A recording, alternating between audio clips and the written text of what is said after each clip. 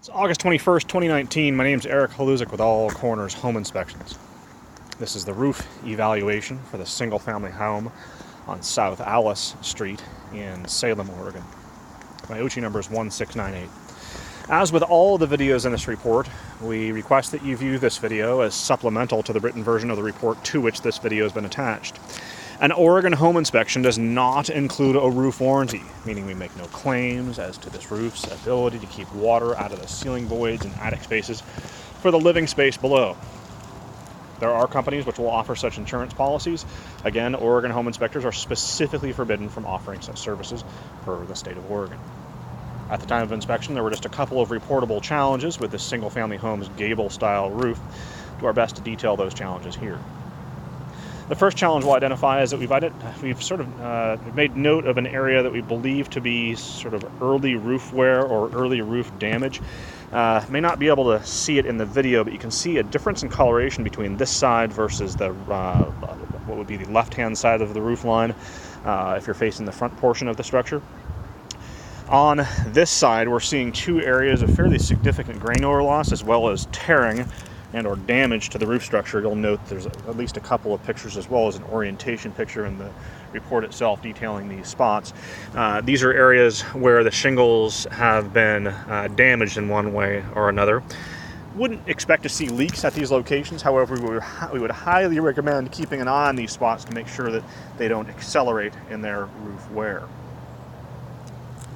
At the rear portion of the roof line near the ridge, we have a plumbing vent.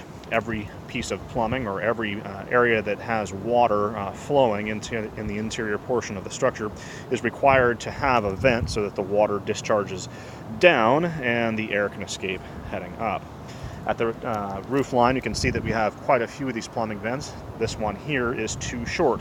Short plumbing vents will, in high snow events, be covered and prevent the sewer gases from escaping, allowing for a scenario where you'll get actual sewer gases on the interior portion of the living space. We would recommend the installation of a longer plumbing vent by a licensed plumbing contractor.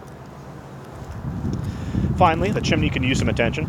The blocks around the perimeter of this structure appear to be in reasonably good condition. However, the cap, that's this sort of sloped structure that allows water as well as small amounts of snow to dissipate from the roof line without settling here, is in fairly poor condition. You can see here, without any effort at all, I'm able to pull up areas of mortar, and around the collar, that's the area where the chimney and the flue, so this is the flue and this is where the cap meet, we have a fairly substantial gap. I'm able to run my knife down there.